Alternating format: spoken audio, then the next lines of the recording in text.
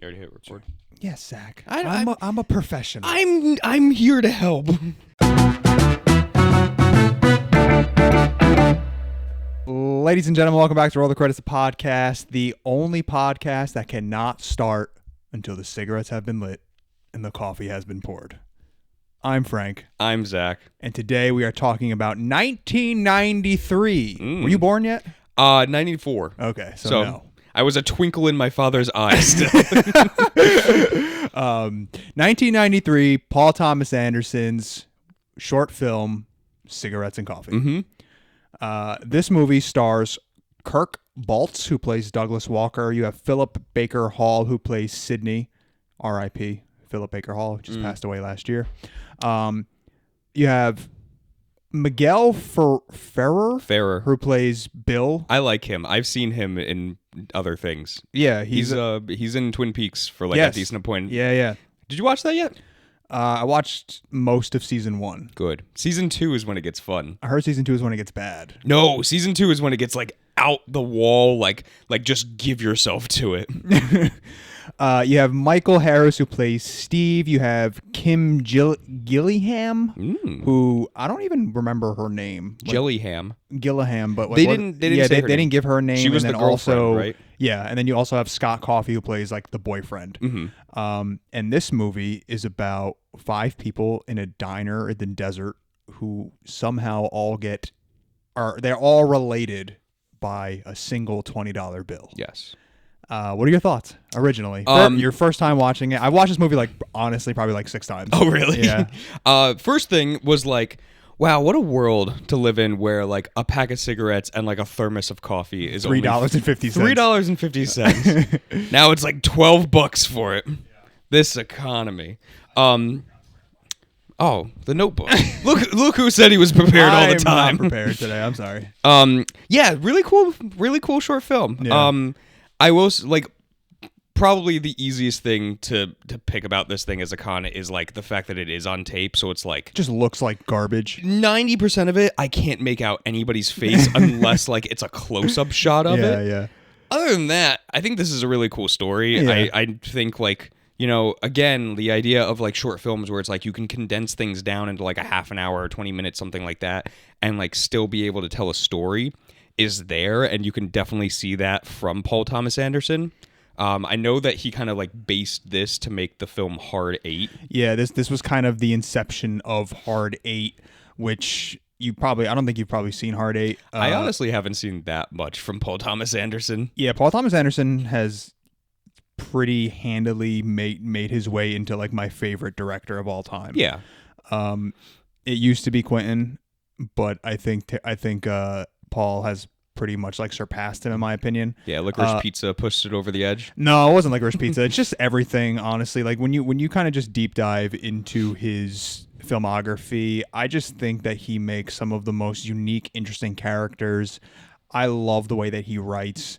And he's not a genre director like Tarantino. Tarantino is very much a genre director. He's making proper like crime films or a proper Western. Mm-hmm. And Paul Thomas Anderson is just making films. Yes. And they're all just amazing. And they're so unique and they are so him. And that's the one thing that I love about going back and looking at, you know, the early work of a director is to see like the inspiration of what is to come, because like this is very much the inception of Hard 8, and like Hard 8 is pretty much this story, but you're actually like watching it unfold and you actually see everything happen instead of it just being like a story being told to you.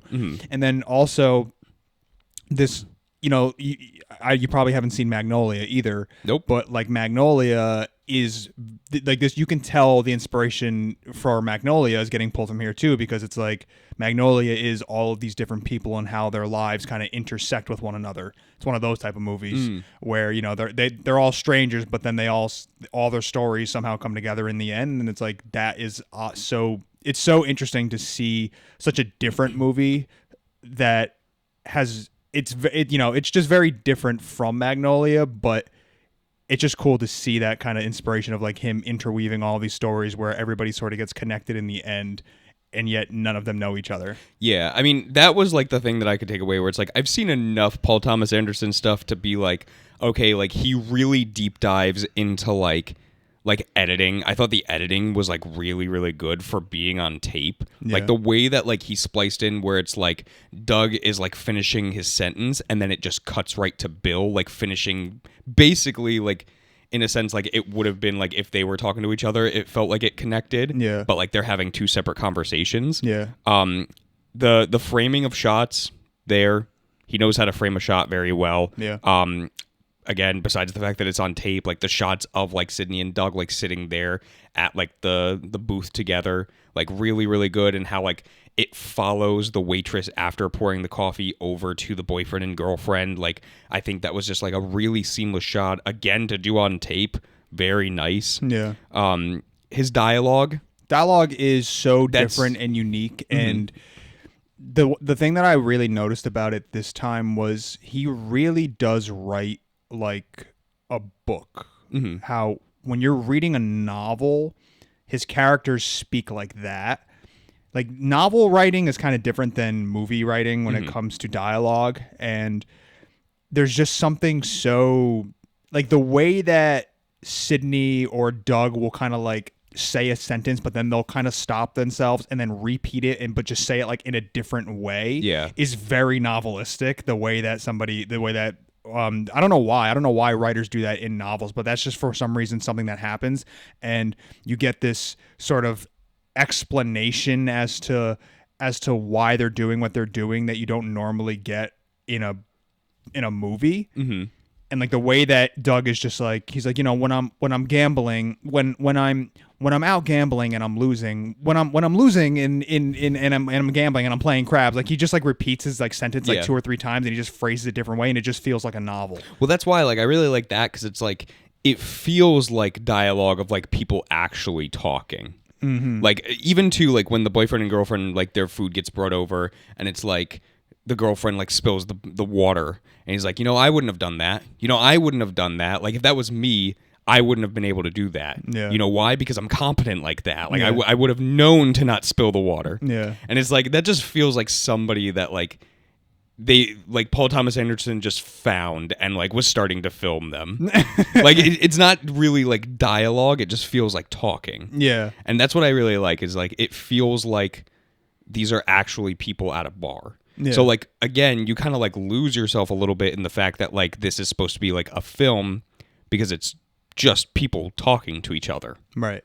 So Yeah. I like that. Yeah, it's really, really good writing, and I mean it's just so cool to see that he basically, you know, he dropped out of film school. I don't know if you know like the story about why he left film school. So basically he was sitting in class. It's like one of the first days that he's in film school, and the teacher comes in and says that if you're here to make like Terminator 2, then like get out. He's like pretty much, and Paul Thomas Anderson was like, well, that's kind of weird, because like what if like Well, Terminator 2 already came out. Well, yeah, but you know what he's saying, right? He's Yeah, I like, if know. you're here to make another Terminator film, like then get the hell out of here, because Yeah. that's not what we're doing here. We're making real movies, or you know, that's kind of like the that type of attitude. And you know, Paul Thomas Anderson was just sitting there thinking like, well, that's not right, because you know, he's like, I personally think Terminator 2 is a really good movie, and like, what if somebody does want to make a Terminator movie here? Like, then you're gonna sit there and kind of shoot them down and say that it's lesser than something Yeah. else, like a Godfather or something. Yeah, like no blockbuster films, Yeah. only like artsy stuff. And that's not right. So, you know, he ended up leaving, and he was just like, I'm not doing this. Like, this guy's a fucking idiot. And then he just went out and he made his a handful of short films, this being one of them. And he also did the Dirk Diggler story, which was obviously inspired Boogie Nights. So, like, that's why he left. And, you know, you have a broke kid with no money who's 23 years old, and he's just like, I want to make movies. And it's fucking great. Like from at 23 years old, you can just immediately tell how talented this man is. He's got such a knack for dialogue. He understands the technique of filmmaking without even going to school for it, and he's just doing it. It's just he's just figuring it out on his own. Yeah, which and is like- really impressive. And that's why the editing and the shots are so impressive, because you're sitting there looking at, you know, a shot of, I mean, it's just creativity, right? Like you're looking at a shot of when Doug asks Sidney for his pack of cigarettes, and then you have that close-up shot of the cigarettes sliding across the table, and then you realize that it's actually Bill picking up the cigarettes. Yes. It's like that's really great shot, right? It's very unique and it's just creative, and it's just like, wow, you just did that. And that's what I mean. Like, to do this on tape, like, Well, I'm. What do you mean by tape, though? Because like that's That's just what it's- yeah. I mean, that's it what was it's done filmed on on. tape, but that doesn't have anything to do with like the filmmaking. Yeah, It but just I'm- has to do with like he still has a camera. Like yeah, he's but still I'm using a regular camera. I'm assuming like editing is probably like a little bit harder on tape than it is on film or I guess like digital. so. I guess the editing itself, would probably be a little bit more difficult than on digital. But like the actual techniques of there, like you can just tell that he was a young kid who was just like a master of his craft already. Yeah. And you know, it's kind of annoying because you go and you do look at like some of the reviews of this movie, and like most of the critics are just like, yeah, it's a really good thing, but they give it whatever 2 out of 10 stars or 2 out of 10 rating because like the way it looks. It's like, yo, get over it. Like but that's the not thing too, because it's like after like 5 minutes, you're kind of like in it. Like you kind of feel it, where it's like kind of again like similar to like Skinamarink. Like it feels like this kind of like home movie style thing. So it's like you kind of start to like make out like the shapes and everything, and it starts to like make sense to you, especially too like with the premise of the film of being like these shots of like just people at like a diner at like separate different points in there. Like it feels like it kind of makes sense to do it on tape. interesting. I don't know, like I like after 5 minutes of watching it, I was kind of like, you know what, I kind of like it being on tape now. I mean, it just adds to a charm. It's an amateurish charm. Like it's not amateurish in a way where it's like bad. It's amateurish in a way where it's it's kind of like endearing. Yeah. Like he's just making do it. And like at the end of the day, honestly, the audio is really good. So Yes. like I can look past like not great visuals if the audio is fine, because I can hear what everybody's saying and everybody sounds great, and there's no music. Yeah. The only music is when the credits roll at the end of the movie. So like you have nothing to distract you from anything except for the story. And I think that that's really a good point too to kind of hone in on. Is I remember listening to Darren Aronofsky talk about The Whale, and he was like, the movie needs to work without music. He's Yeah. like, because you can make anything, you can heighten it essentially, right? Like a scene by adding music to it. So a mediocre scene can then be heightened by music, and all of a sudden it's no longer mediocre. It just like is elevated, and it seems like way more powerful than it actually is.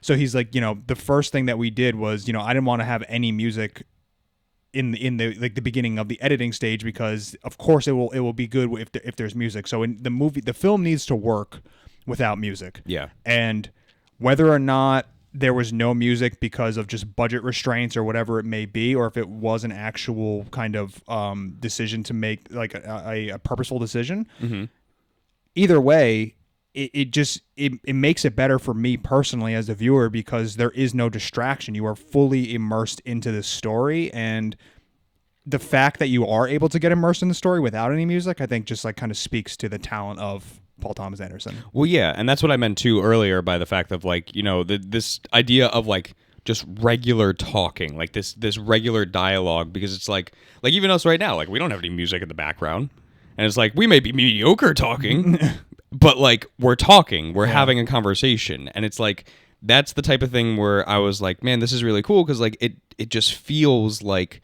two people Organic. are having it feels like people are having like an organic conversation, just talking to one another, asking for advice. Whereas if you added music to this, it kind of takes you a little bit out of it, where it's like, okay, this feel like it's a movie now. It feels like a movie. Yeah. And I guess that's where like that tape, like filming it on tape, maybe adds a little bit to that, because it feels more like a home movie, so it feels even less produced. So you have no music, and it's not like super clean and stylized in that way. So it's just like, oh yeah, this feels like a home video. Yeah. And another thing too, I was kind of like really shocked when I saw it too, because it's like to get like, especially Miguel for this film, like, because at this time, like, this is like him in like Twin Peaks, so it's like he's kind of known a little bit, like at least on like TV screen, and then like eventually went on to do like smaller parts like for movies, and then the man who played Sidney too, it's like these are like actual actors. For him to get like these people to do it for like this small budget like 20-minute thing, was actually really impressive to me. I was like, because for him to do this, it's like this is like his first shot, basically. I think that it comes down to the fact that you know, he was kind of like Paul Thomas Anderson back in the 90s was kind of like the Sundance Kid. Like he was kind of like the guy. And I think that there were a lot of eyes on him. So when he had like the Dirk Diggler story and things like that, I think that them being kind of well received at Sundance sort of gave him access, a little bit more access to actors. Yeah. Which is cool. Yeah, because that got him in. Yeah. Like, if nothing else, you can be like, wow, like for somebody to be like, this is like one of his first like short films to be put out, and he's getting like these just like real names. Like yes, actual, exactly. Like names, yeah. Like that's impressive. Yeah. Like any other like short film that like we've seen or like we've looked at, like it's all just kind of like these like no names. Nobody's, yeah. It's interesting. I mean, I would imagine that growing up and living in California probably also helps a little bit because that's where he grew up. That's where everybody is. So there's nobody in Albany, New York. So let's talk about the plot. Let's talk about what it is and like what it's about, because there's the couple, right? The boyfriend and girlfriend. They aren't exactly like part of Doug's story. Yeah. Necessarily, like they're kind of there, I feel like almost ironically than actual like purposefully, but then they do end up like that $20 bill ends up coming like full circle with everybody, but they don't directly impact Douglas's story. No, I think if anything, it's just the fact that like they were probably at the same casino. Yeah, so you have Douglas, who basically tells a story of how he steps out of a casino when he's gambling, and if he's not doing well, he'll like write his name on a $20 bill and then go in and gamble. And then he finds out that he ended up not doing it that night because he ended up lending that 20 to his buddy. Yeah, Steve. And his buddy, takes the 20 and they go their separate ways. And then later that night, Douglas goes back to his hotel room with his wife, and he finds that $20 bill on the floor. So, which I'm assuming, because that was the only part that was confusing to me, was like his wife is cheating on him. Yeah, that's what I thought it was, but I was just like, it's not really like laid out there for me. I feel like that's pretty laid out for you, Zach. Well, no, because it's like the $20 bill just shows up anywhere. Like Sidney puts out the $20 bill when he's paying, so it's like, oh, Sidney's also banging his wife. Sidney does not put out the $20 bill yes, when he pays. No, he doesn't. He gets the change back from the. You didn't understand the movie. I understood it. He got the change back. So Bill, who's the assassin, who Douglas paid. Oh, put out the $20 bill. Gotcha. He paid for the cigarettes and the coffee with that $20 bill, and then the $20. And then they took that 20 and then gave Sidney the change back with that 20. So Bill is the assassin that Douglas hired. Yeah, I knew that part. So that's who had the $20 bill. Yeah.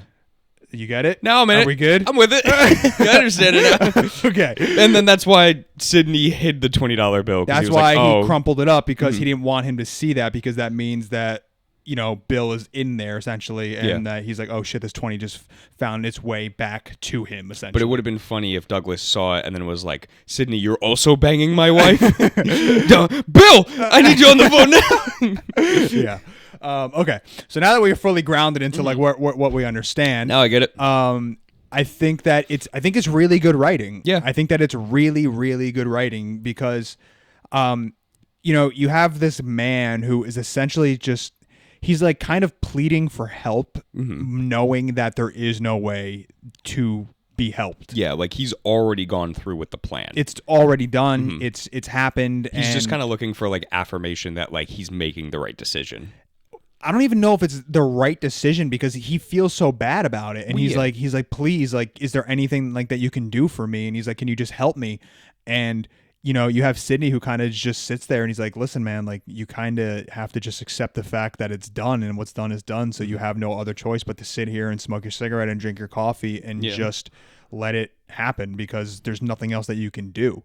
And he's like, you just have Douglas, who is just struggling, because you have that great moment where he's like, I want to kill my wife and I want to kill my friend.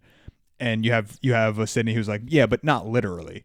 And then he's like, no, not literally, because he's like regretting what he's already done, and then it comes back again where he's like, I want to kill them, and he's like, yeah, but not literally, and then you have Douglas who doesn't really say anything. Yeah, and it's like it's happening. Yeah, like it's already in the works. Yeah, and you kind of get that idea too from like the second that like Bill shows up.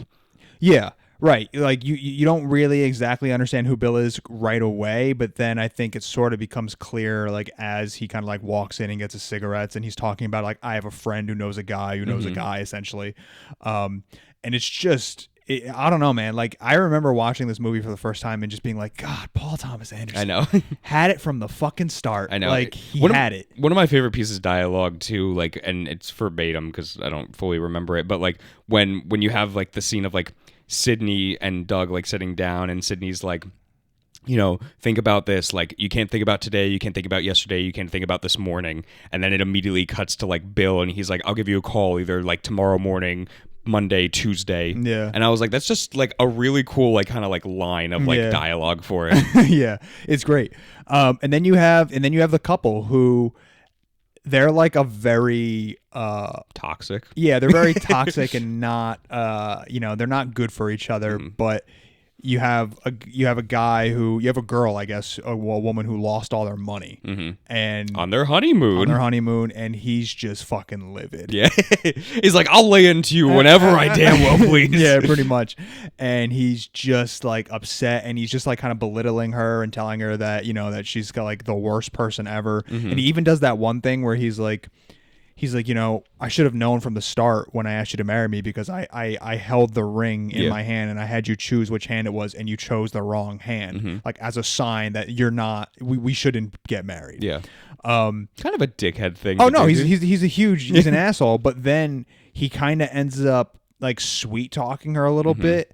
And then they end up sort of leaving on a high note. Yeah. And it's kind of weird because it's like, damn, like this whole, like he's just been like berating into you, but they're just so unhealthy. I know. Like and it was weird because it's like the second that like he makes like one joke, like I think when he was talking about like, you know, this is my last cigarette.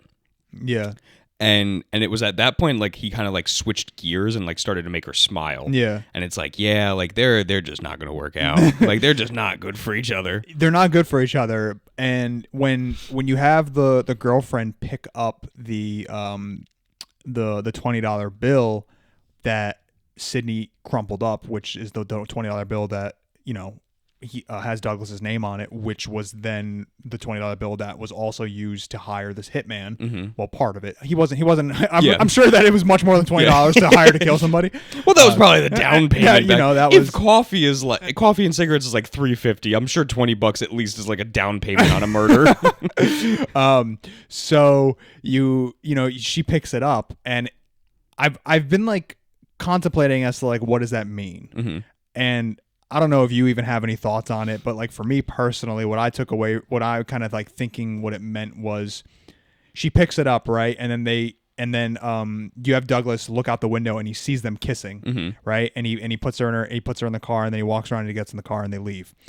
And they look happy for a moment. Yeah. Right? And he doesn't know them. Douglas doesn't know them. So what he's seeing is like a happy couple. And it's kind of like a reminder of like, oh, this is what I used to have essentially.